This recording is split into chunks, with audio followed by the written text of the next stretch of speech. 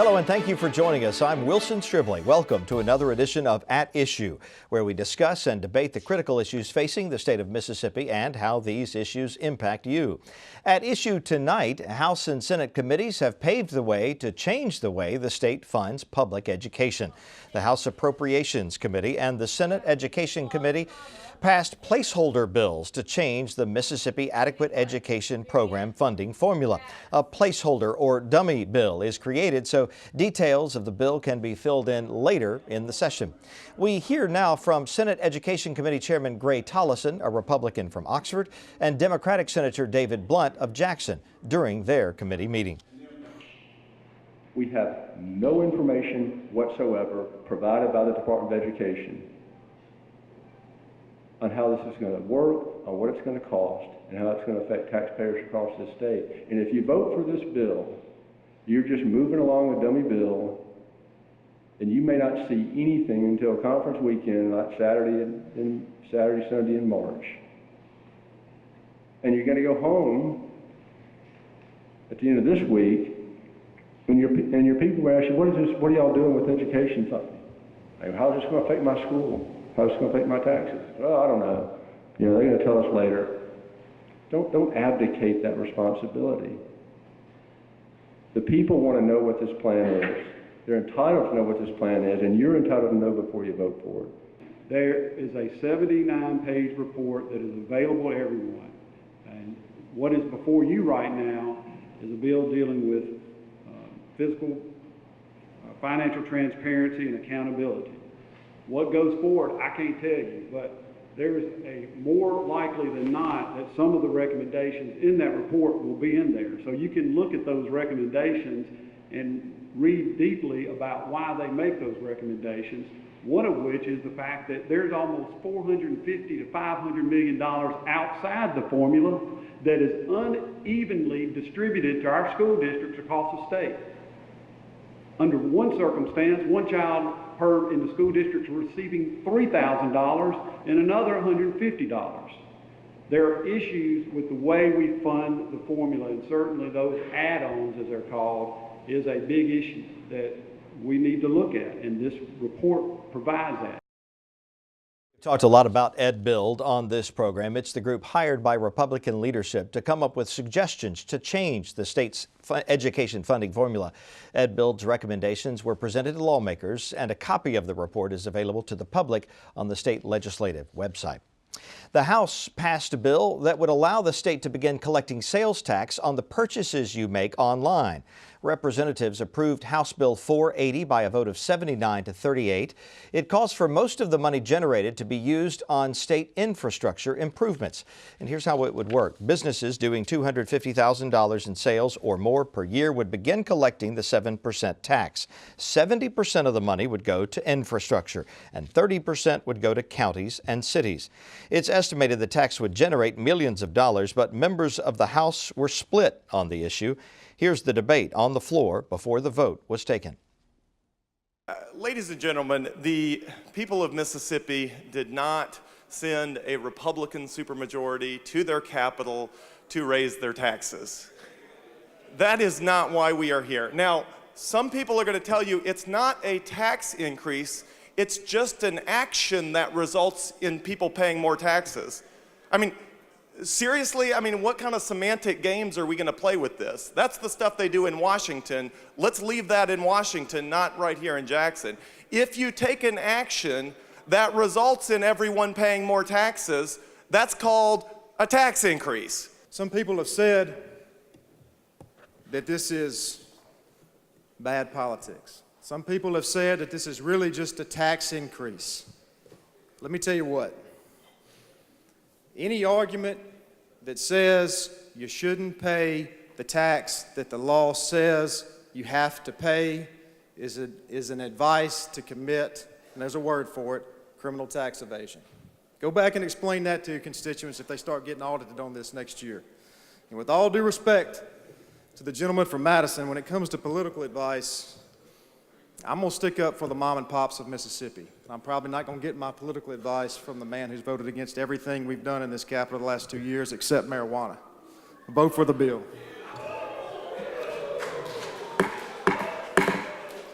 I'm actually glad to see this bill here. Now, this is why. We got children going to school on some of the raggediest roads in the country. We got bridges falling down. We got roads where trucks can't get goods in and out. And now we got an idea, we got a concept. I'm so glad to see this. Y'all don't know how tickled I am to see that the chairman has come up with a concept to take care of the babies. Well, we've been gaffing them all along, cutting education, giving corporate tax breaks away to everybody. Now we come up with a concept to take care of the school children of this state. Man, I'm so proud of y'all. I just couldn't stay in my seat any longer and not rejoice with the work that you're trying to do to take care of the children of this state. I am so happy to see that the chairman has come up with a concept that will put some money in the roads and bridges. I'm coming up here today because I am angry and embarrassed that I have to be in this spot. I was elected. I'm a new guy, year and a half now. I'm a new guy. I was elected as a conservative to come here to reduce the size of government, to stop the government reaching into our pockets and taking more and more money. That's why I was elected, and that's why I came here. What's being done to me now is I'm being pushed, and we're being pushed to reach our hands into the pockets of the citizens of Mississippi, and we're asking us now then to take $50 to $100 million out of their pocket. We can call it not a tax, and we can do all that, and we can say it is political doublespeak, because what the people of Mississippi know is yesterday I was not paying this, today I am. So you can call it what you want, but it is a government going after more money, and we're taking that money from the people of Mississippi. As a conservative Republican, I am ashamed to be a part of a House and a part of the legislature that is doing this to the people of Mississippi. Central District Transportation Commissioner Dick Hall says using internet sales tax money to fund road and bridge work is a step in the right direction. But Hall says much more is needed, a total of $400 million more per year for the next 8 years to fix the state's transportation infrastructure. Hall announced a $3.2 billion plan by MDOT to repair or replace 11,000 miles of state roadways and reconstruct 900 bridges over that 8-year period. Hall says the state's roads and bridges are crumbling, especially in rural areas, and he's asking the legislature for help.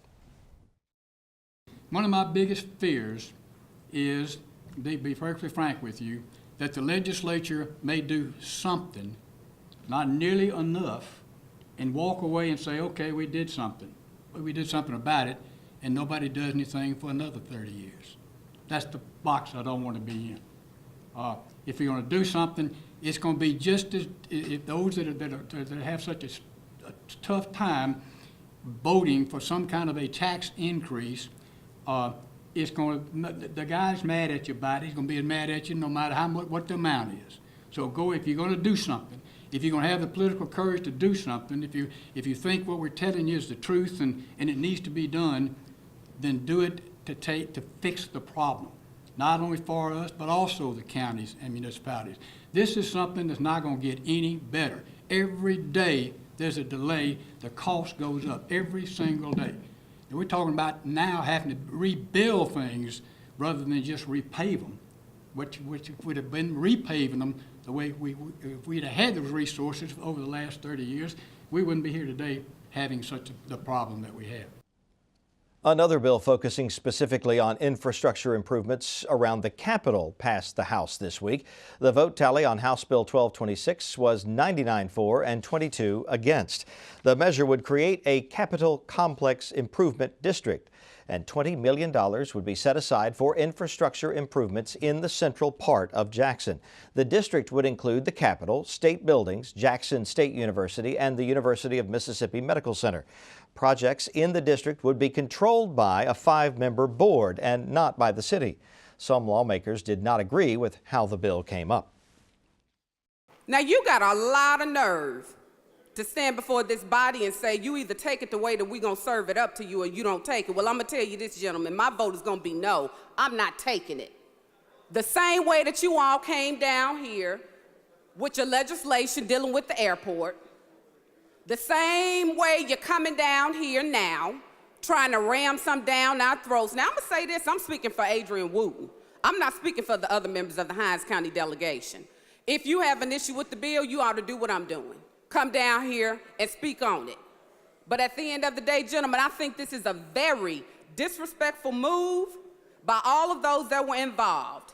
That includes Mr. Chairman for handling this bill. That includes the author of the bill who didn't think enough about the rest of the Hinds County delegation. And that includes anybody who would support something like this that doesn't involve your district but involves my district. And I stand before you and say, I don't know enough about this bill to say that it's a good bill. I was asked by the chairman and the author of the bill to handle the bill. I wouldn't have presented it to you if I thought it was a bad idea, so I'm not rocking the baby. I think it's a good idea. As goes Jackson, as goes the state. I will tell you that this bill was put on the calendar in appropriations on January the 16th.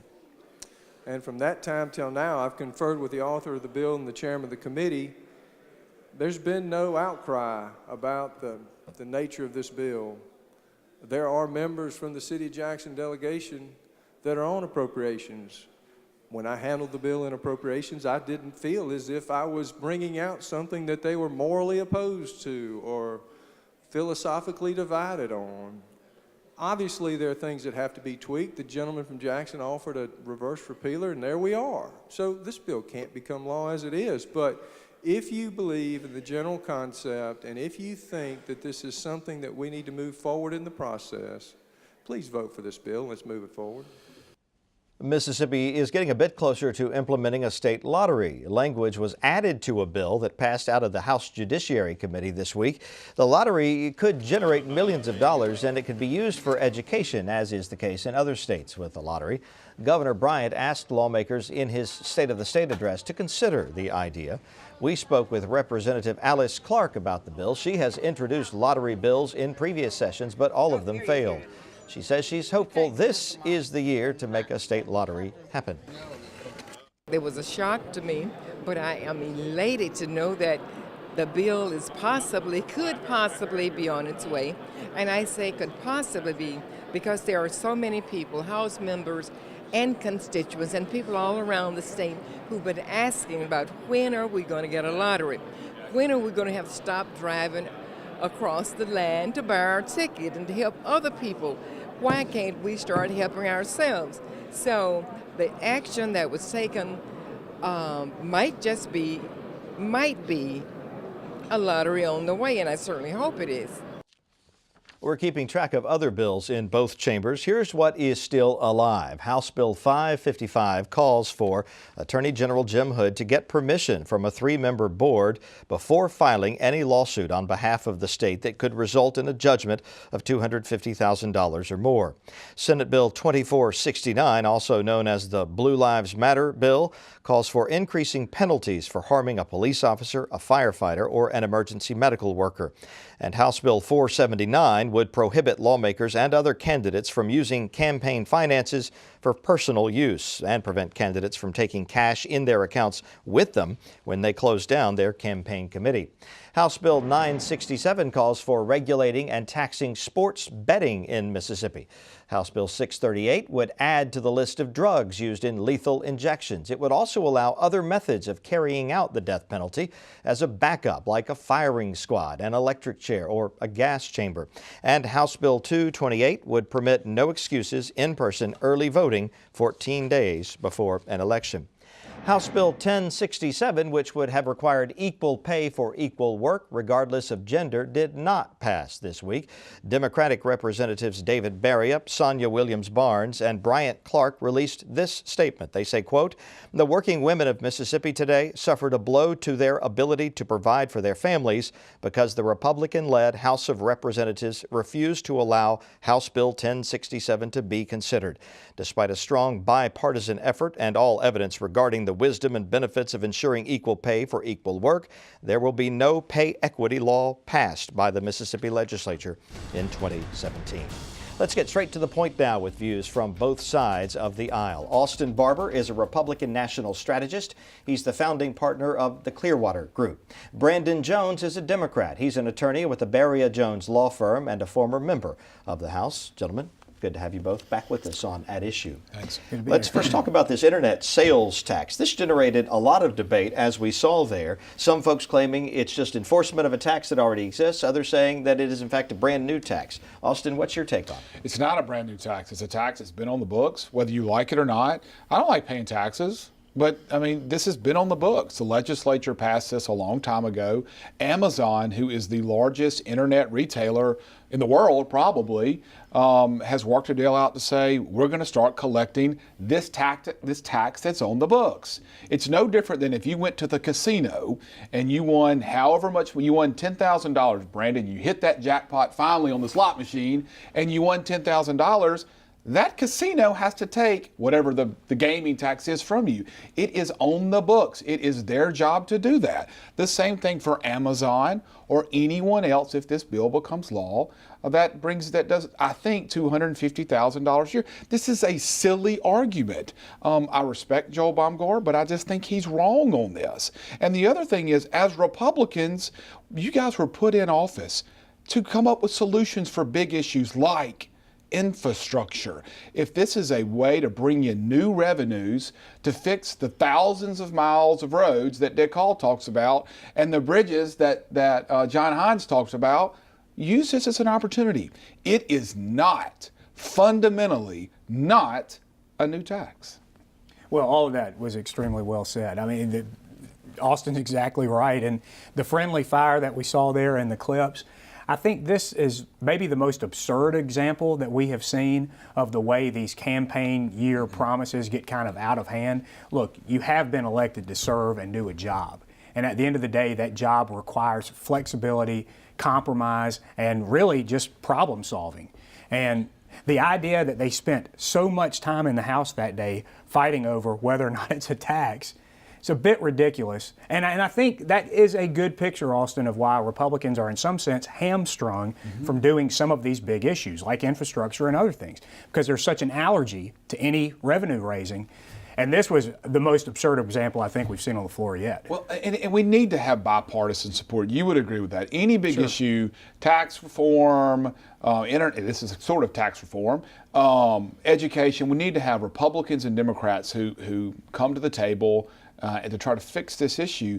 And listen, I'm not trying to get in a big disagreement with Joel or the representative from DeSoto County.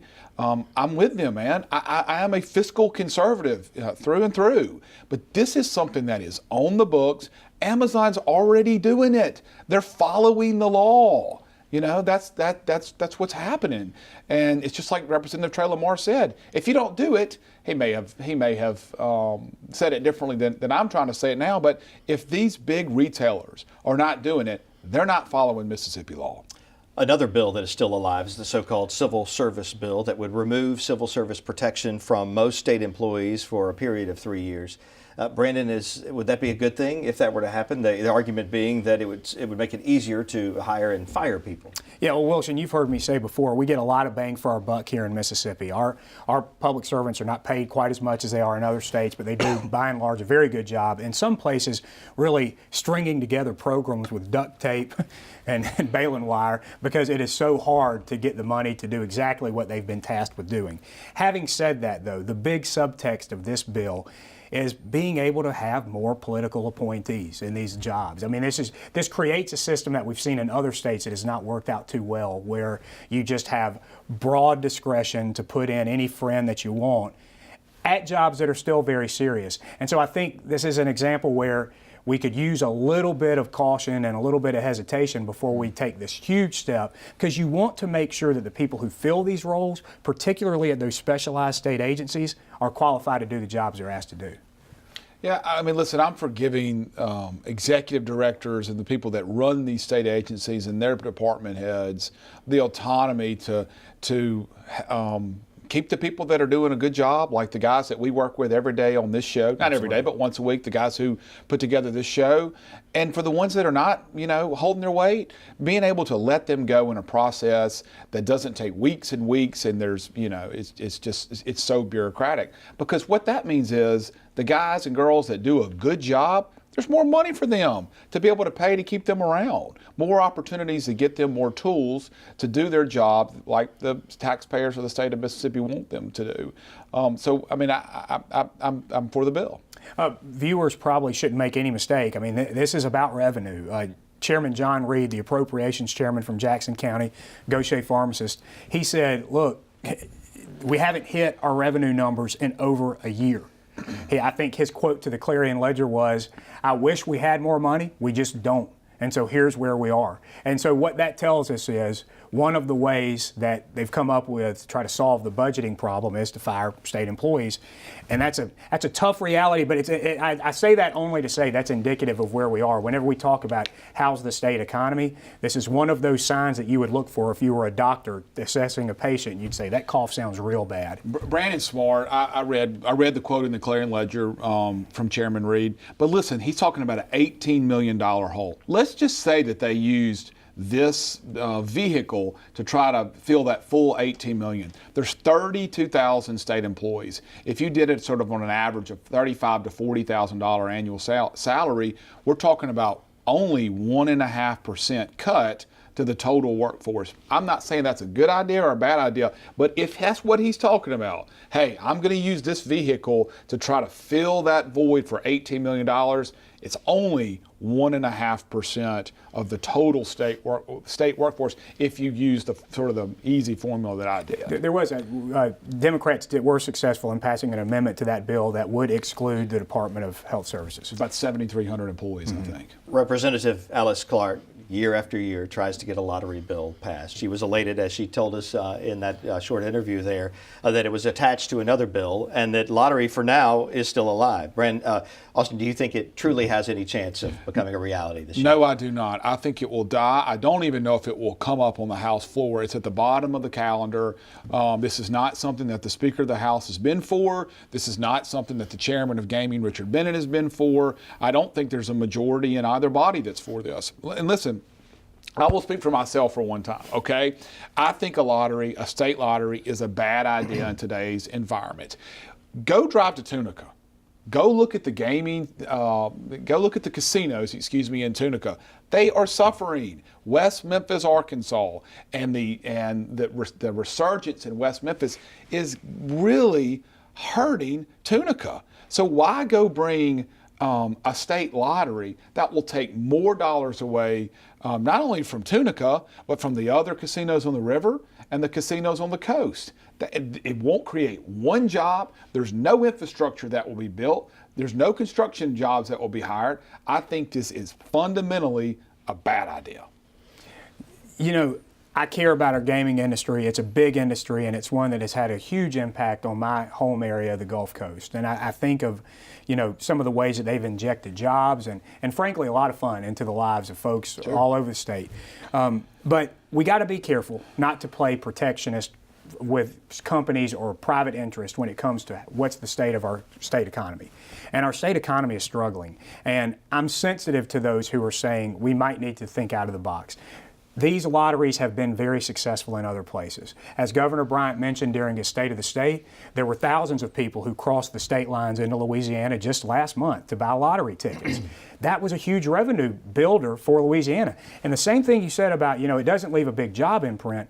Well, how many things can you do as a state that generate so much money without needing a whole lot of added influx of cash to make it work?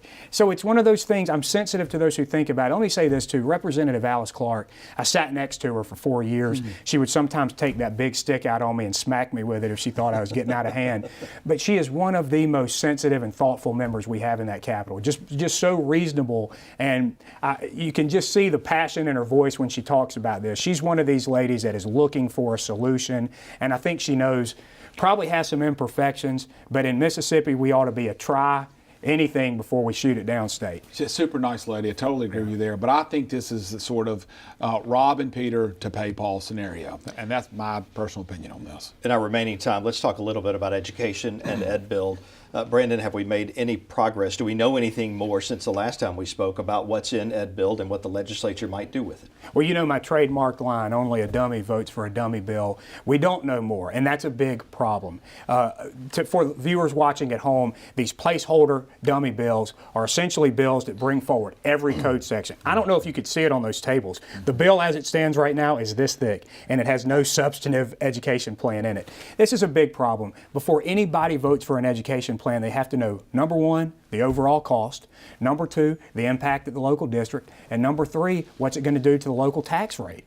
We have no idea what those are. I'll tell you another thing interesting. You'll notice they did not run this through the House Education Committee. Chairman John Moore in the House has no idea what this bill is about.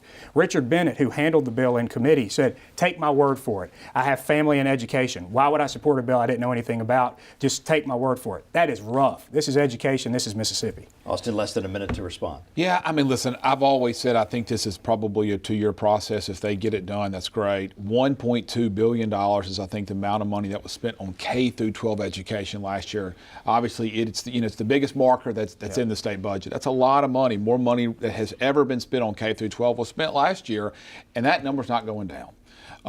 Brandon's right. We need to have transparency on this issue. I am certain that we will have that. I am certain that this is not going to be an issue that comes out about March the 15th and they're trying to vote on it 1 week later without real discussion. So I think let's just still give them time, though. Gentlemen, thank you as always. Thank you. And we thank you for joining us on At Issue. We are out of time. Don't forget, you can check the show out on our website, mpbonline.org/issue.